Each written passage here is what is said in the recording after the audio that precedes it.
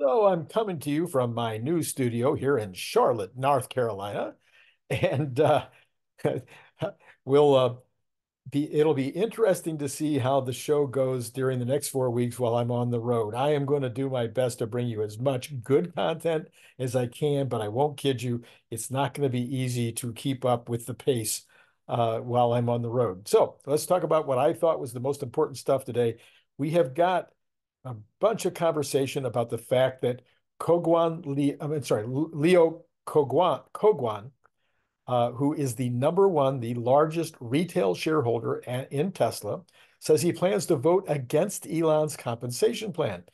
He makes this crazy comment. He says, well, the compensation plan, because the judge says it wasn't fair, that would turn it into a gift. And if you want to give somebody a gift like that, you're going to have to get 100% of the shares to vote in favor of it.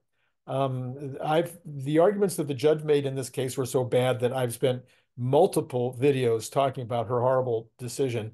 But I'm afraid that Leo outdoes her. Nobody is calling it a gift. The judge didn't call it a gift. There's no way that the fact that she said it was unfair would turn it into a gift. I don't know. I have no idea where he's getting this argument. Now, it's pretty unlikely that the board of directors would have put this proxy out. They wouldn't have put this particular version of the compensation plan back on the table if they didn't think they have the votes. Remember, the vast majority of the disinterested votes, because Elon and maybe all of the board members, I'm not sure any of the board members are going to be able to vote. I'm not 100% sure about that, but there's a bunch of folks who will not be able to vote their shares.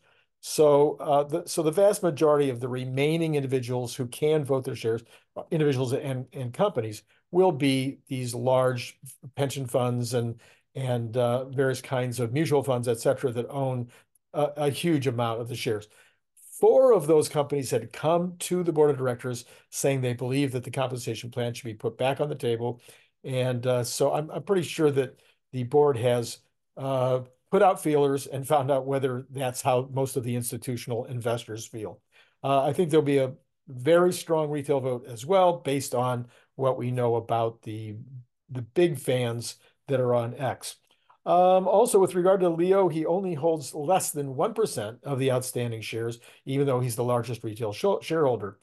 And a lot could happen between now and then. Leo could change his mind. He could come to see that this would be a wise thing to do. And he does mention, and I think this could be the number one reason he is voting the way, or says he's going to vote the way that he's going to vote, is to get the board's attention, because apparently he's been trying to call and claims that nobody would pick up the phone. That seems odd to me. The company does have an investor relations officer and a department in charge of investor relations, and it would seem that they would be willing to talk to him. I'd be shocked if they wouldn't, but maybe I'm wrong. Maybe I'm wrong. I could be wrong.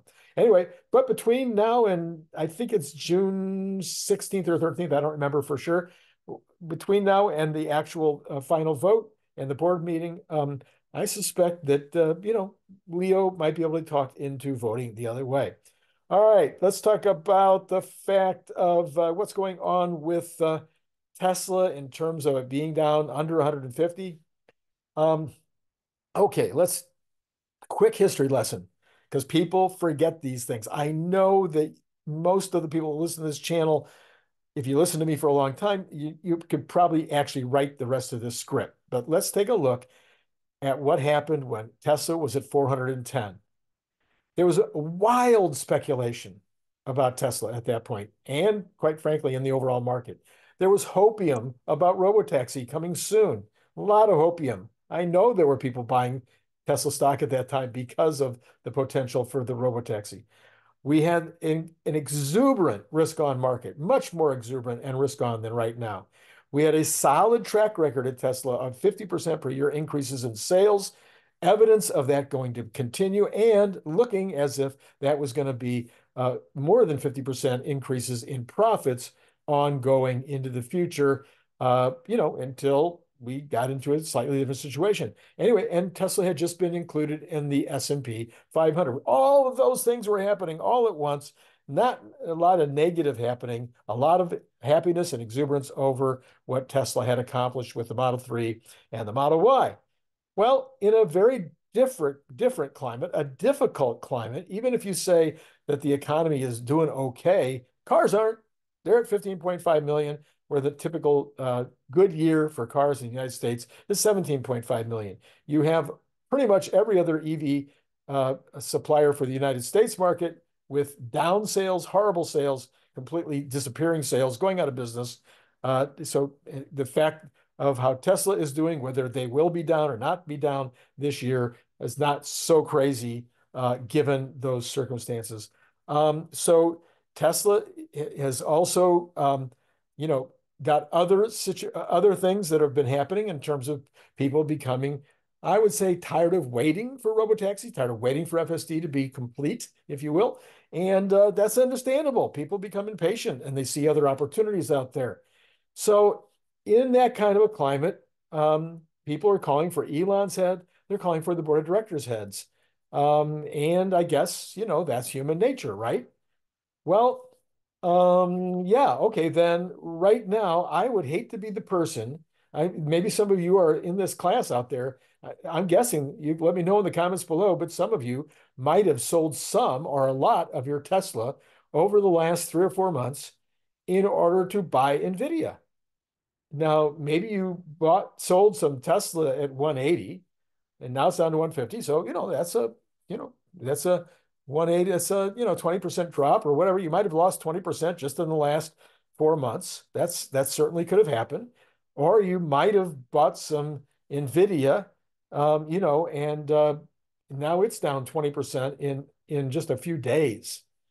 You've also maybe you bought some Supermicro. That was a hot stock. It's down 40% in a very short period of time. So I'm wondering, will there be similar cries now for the CEO and for the board to step down? They must have done something terribly wrong in order to have these big drop-offs. I don't think that's going to happen. So I would say Tesla.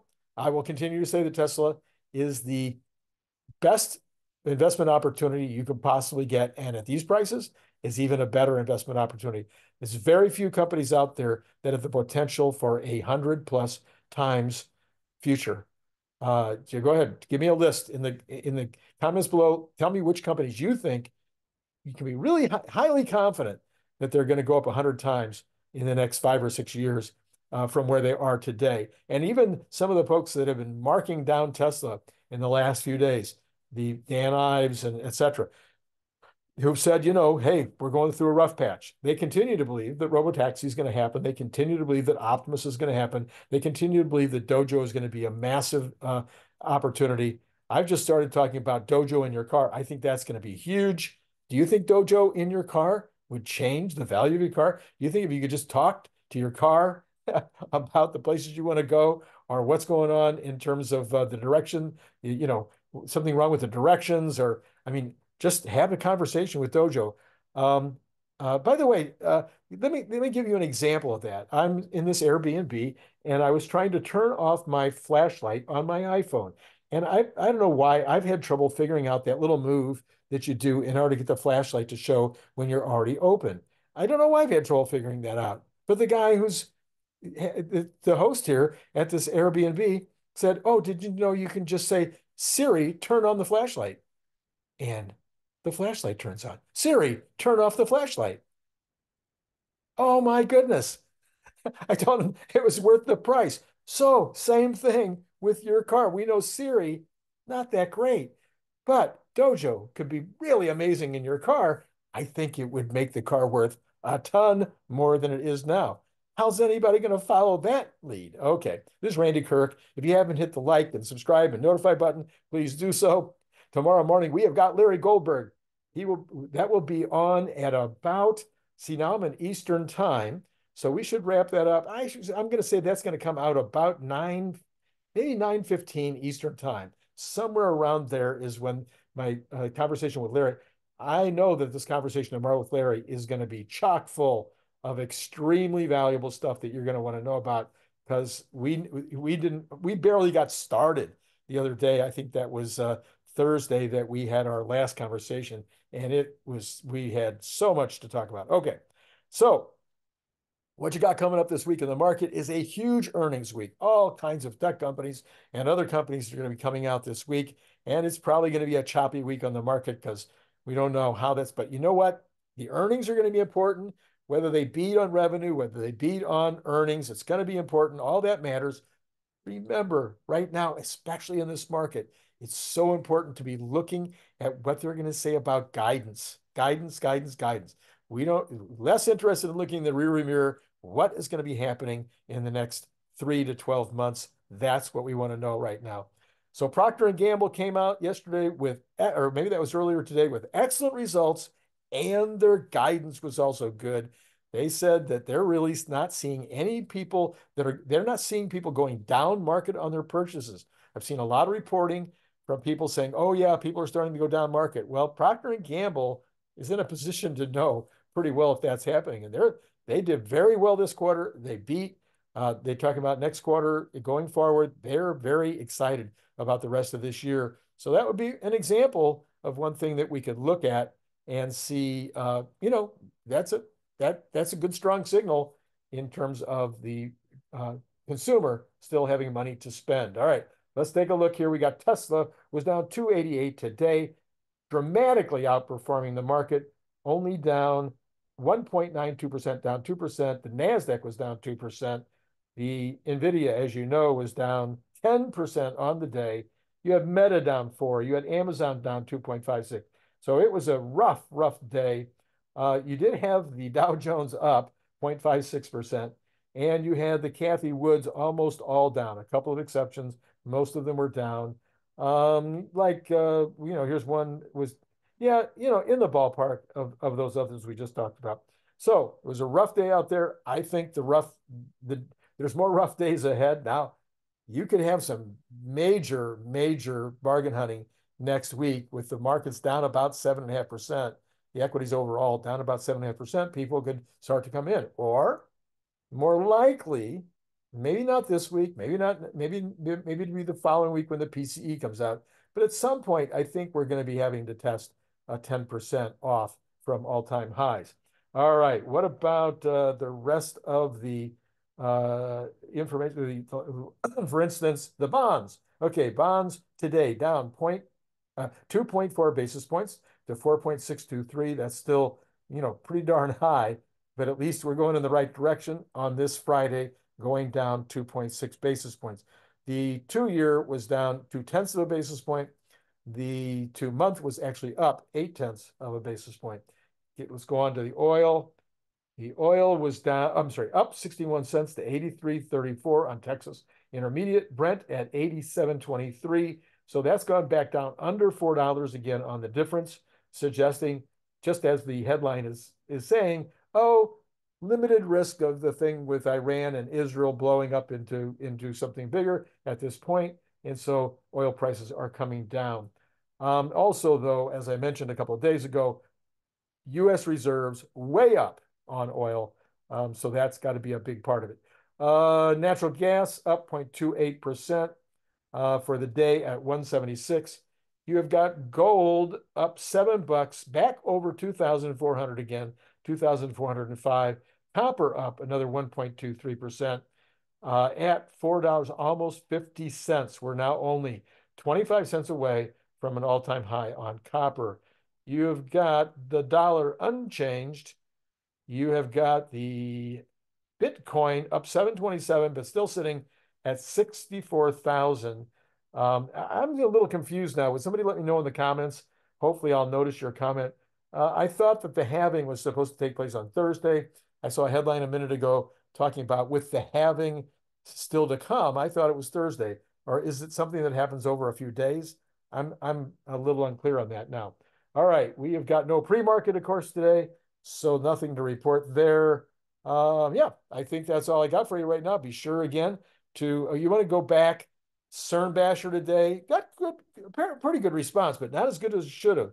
You may want to go back and take a look at that. You know what he does with all these charts and stuff, but this one, I think you're going to learn a lot because I learned a lot, and I think I think you're going to learn a lot. So I would highly recommend, if you got a few minutes, go back and take a look. I'll put the card right there. And then remember to be back tomorrow morning for Larry Goldberg. We are going to have a really good time. So that's all I got. It's been great talking to you.